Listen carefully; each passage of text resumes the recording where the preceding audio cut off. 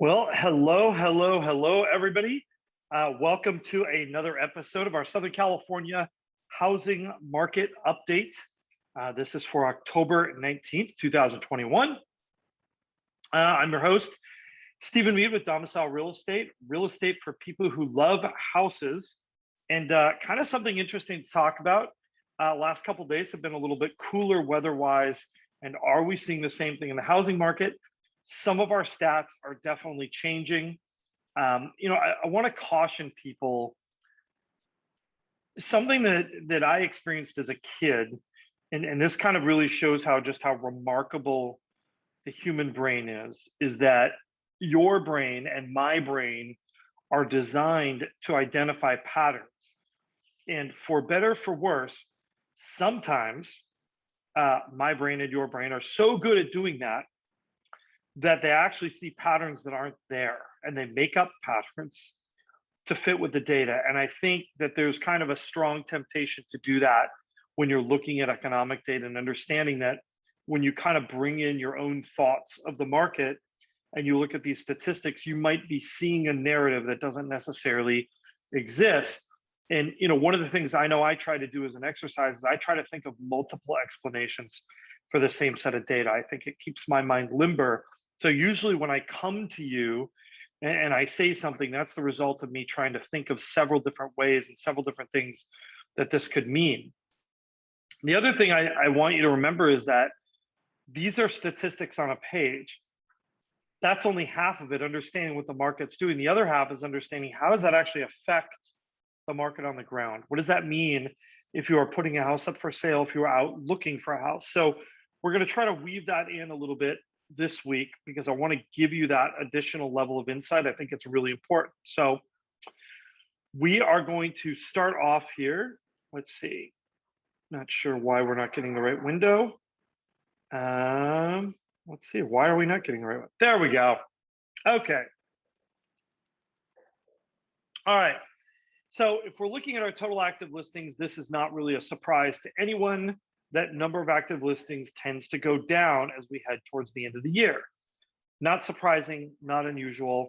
We look, things kind of peaked either July here for our luxury $1 to $2 million market, or right around the middle of August for our under 1 million market. And it's kind of been lowering, though we see things bounced a little bit in our luxury market here. Now, if we're looking at supply and demand, I think this is something interesting to note if you are a buyer or a seller. And just as a reminder, this is across Los Angeles and Orange counties, but it is important that you remember that the exact statistics in your neighborhood may be different.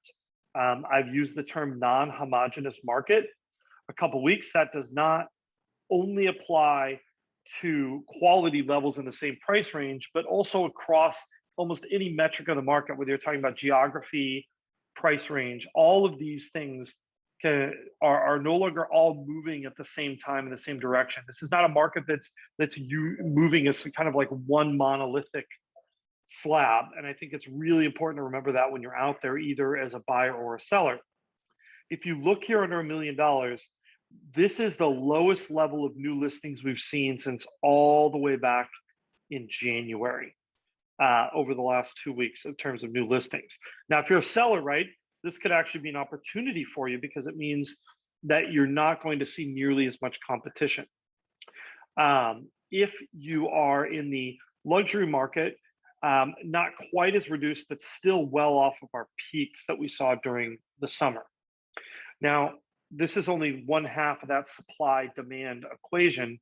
If we look here at demand, we also see that things peaked, and then they've been kind of on a very gentle decline. And really, this is probably, if you are a seller or if you're somebody who wants a strong housing market, this is probably one of the best shapes you can have to a curve like this.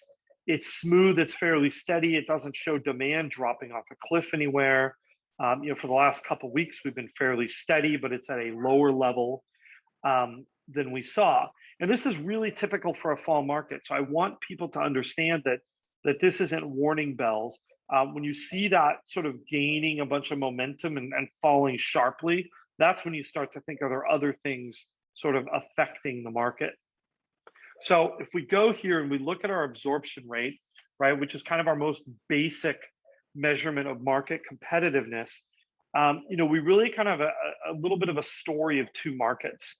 Um, that under $1 million market, we are still in the 90% plus range for absorption rate. That means that especially if you are interested in the most attractive houses under $1 million, they are gone within 7 days. This is a reality of the market. What I find interesting is this $1 to $2 million range, though. That absorption rate has dropped, and I think this is actually a little misleading. Um, we measure this 1 million to 2 million, but my sort of anecdotal experience right now is that the 1 million to $1.5 million market is a lot more active than the 1.5 to $2 million market. So depending on which side of that 1.5 you are in, you may experience a vastly different market. The other thing that I want to talk about is, again, referencing back to that non-homogeneous demand. We're seeing now more than ever, certain listings are getting just as many offers as they always did, even as they did in spring. And other listings, we're seeing that days on market count creep up, especially for those listings that are either less desirable overall or less competitively priced. And I think we're going to continue to see that trend become even more pronounced. So kind of heading back here, if we look at our pricing, I actually think what's funny is the 75th percentile, I think, has actually been fairly flat. I don't think we've seen big increases at that top end of that market. You could absolutely see this median price level, this increase has continued on at maybe more inflationary rates, and we've still also seen a continuing increase in our entry level market. But that 75th percentile upper end, that market kind of jumped an insane amount and then really has kind of leveled off. So that market's behaving a little bit differently than those lower price ranges. So depending if you're a buyer or seller in those ranges, definitely kind of take note of that. Our other measurement kind of a market competitiveness is this percent still active, where we look at all the listings that came on the market in the last 14 days and we say, how many of them are still either a coming soon or an active status, meaning something you could conceivably write an offer against. And if you look here at this, what you see kind of mirrors, I think, what a lot of your experience was. When were things the most competitive? Boy, that February, March zone was just nuts for competition if you're a buyer under 1 million. And then as we see, things got a little less competitive, and then it looked like they were getting better. And then around August, boy, they just kind of just flatlined or even got a little bit more competitive as we've headed into fall. If you look for our luxury 1 to 2 million market, again, that bottom was kind of here in that March timeframe. Things got less competitive, and then maybe they got slightly more competitive as we've headed into the fall. I think that about mirrors with my experience on the ground when we're talking about sort of that level of how difficult is the market overall. This one is one that's a little bit puzzling to me, and I've kind of thought a little bit for a while. And one of the things that we see, this is our close to list ratio. And I've often talked about this as what I call the expectation gap, the expectation gap between sellers and buyers. When this number drops below 100%, it means that sellers think their homes are worth more than buyers are willing to pay. When this market goes over 100, it means the reverse is true. Sellers actually underprice their homes and undervalue their homes, and buyers are often willing to pay more. One thing that I have noticed in markets in general is that the seller perception of the market tends to trail the buyer perception of the market. And the reason for this, I think, is that buyers are in the market, right? So, if a buyer writes an offer on a house and finds out there were 30 offers and they weren't even close and they didn't get it, that buyer is going to go the very next day, the very next house they see that they like, they are going to be a lot more aggressive in writing offers in general. Their perception of where the market is changes instantly based on that very current data of writing offers and either getting them accepted or rejected. Sellers, on the other hand, do not respond nearly as quickly to data. Sellers are more likely to read the newspaper.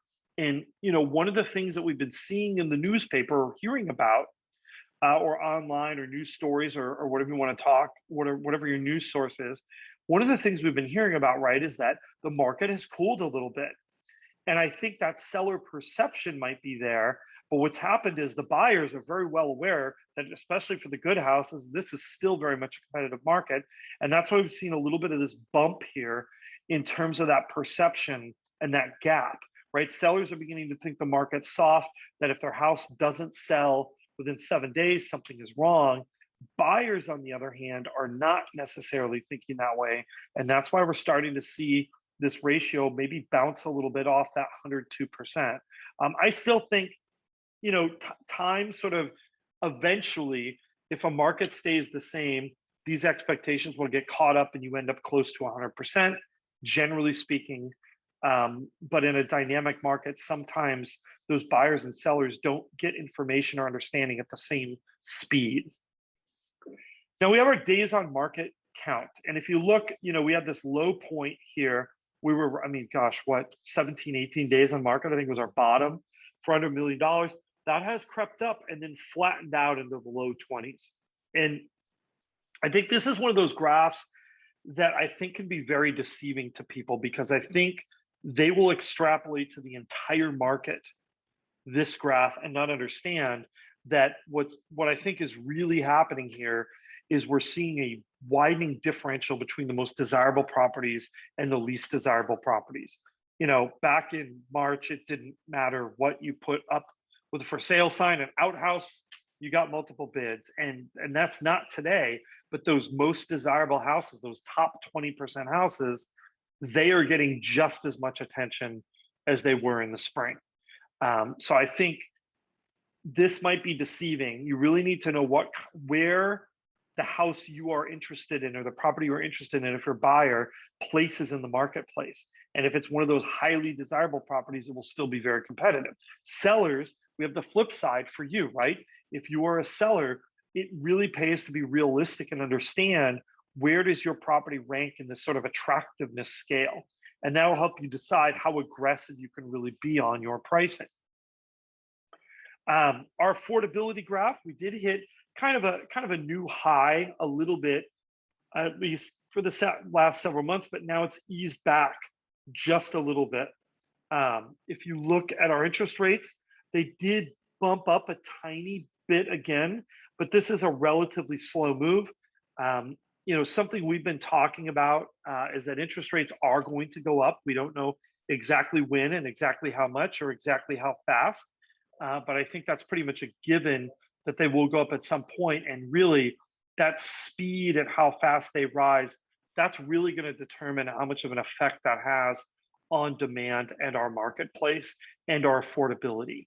To kind of go back to this graph, especially for entry-level buyers, really, this affordability graph is where it's at. We know where we are in the range of things and what's acceptable. And basically, this can only move up at an inflationary rate. I think we had homes were underpriced back here. If we're going back here, they were underpriced, being less than they cost in 2018. We jumped up to kind of the high teens. Then they kind of settled in this 110 to 115% range. There's a little bit of a jump here, but not anything that I'm concerned about from an affordability standpoint. So really kind of keep an eye on that space. I know we do this every week, but really we're looking for something that starts to jump out of that range. That's when we start getting a little bit worried about that affordability equation for buyers. I just want to thank everybody for watching. We love the continued support when you watch. Questions, comments, we love those too. If you are looking to buy or sell real estate in Southern California, we would absolutely love to give you our expertise and help you do that. Definitely reach out to us. We have kind of a cool link for kind of an easy 15-minute consultation you can do. That's if you're watching on YouTube, that link is down in the description. Don't forget to like, subscribe, hit that notification bell, and we'll see you again next week.